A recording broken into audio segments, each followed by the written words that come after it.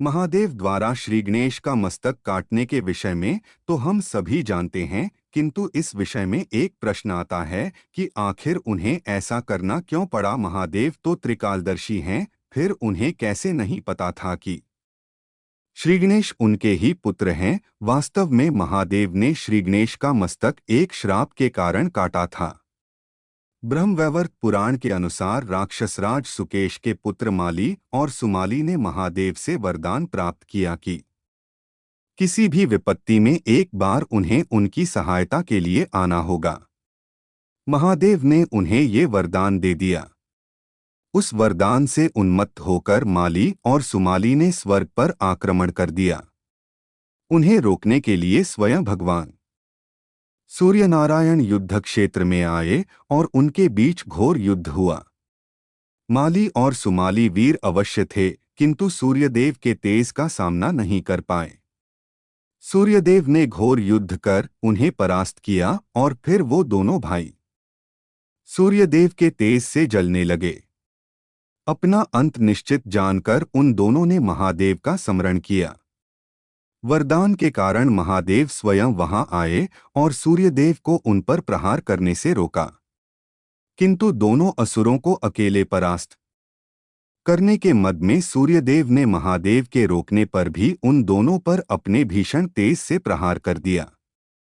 इससे माली और सुमाली के शरीर पर कोढ़ फूट आया और वे दोनों अचेत हो गिर पड़े।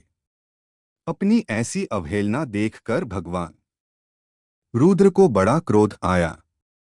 उन्होंने क्रोध में आकर अपने त्रिशूल से सूर्यदेव पर प्रहार किया, जिससे उनका सर उनके धड़ से अलग हो गया। सूर्यदेव मृत होकर भूमि पर गिर पड़े, जिससे समस्त संसार में अंधकार छा गया। उधर जब परमपिता ब्रह्मा के पौत्र और महर्षि मरीचि के पुत्र महर्षि कश्यप ऋषि ने ये देखा कि महादेव के प्रहार से आदित्यों में से एक उनके पुत्र सूर्यदेव की मृत्यु हो गई है, तो वे अत्यंत क्रोधित हो गए। उसी क्रोध में प्रजापति कश्यप ने महादेव को श्राप दे दिया कि जिस प्रकार आपने आज मेरे पुत्र का मस्तक काटा है, एक दिन आपको स्वयं अपने हाथ से अपने पुत्र का मस्तक काटना होगा। अपने मृत पुत्र की पीड़ा को डोट जैसे मैं आज भोग रहा हूँ, आपको भी भविष्य में वही पीड़ा भोगनी होगी। महादेव को ऐसा श्राप देने के बाद महर्षि कश्यप का क्रोध कुछ कम हुआ और उन्हें अपने उस श्राप पर बड़ी ग्लानि हुई। तब ब्रह्मा जी ने महादेव से कहा कि सूर्यदेव के ना रहने पर पृथ्वी पर जीवन का नाश हो जाएगा। उनके इस प्रकार कहने पर और महर्षि कश्यप के दुहक को देखकर महादेव ने सूर्यदेव को पुनः जीवित कर दिया।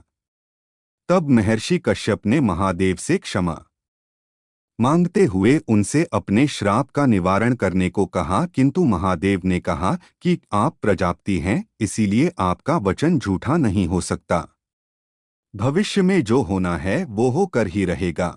इस पर महर्षि कश्यप ने कहा कि हे महादेव, मेरे सम्मान के लिए अपने पुत्र का जीवन ले लेना केवल आपके लिए ही संभव है, किंतु जिस प्रकार आपने मेरे पुत्र को जीवनदान दिया है, उसी प्रकार आप अपने पुत्र को भी जीवनदान देंगे। इस पर महादेव ने उन्हें अपनी स्वीकृति दे दी।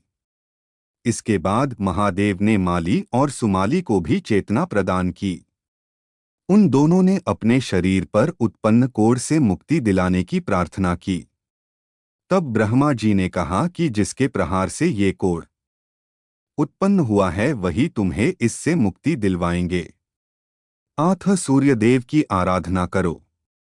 तब दोनों भाइयों ने सूर्यदेव की तपस्या की और अंततः उस कोढ़ से मुक्ति पाई। आज भी ऐसी मान्यता है कि सूर्य की किरणों में कोढ़ को नष्ट करने की शक्ति होती है।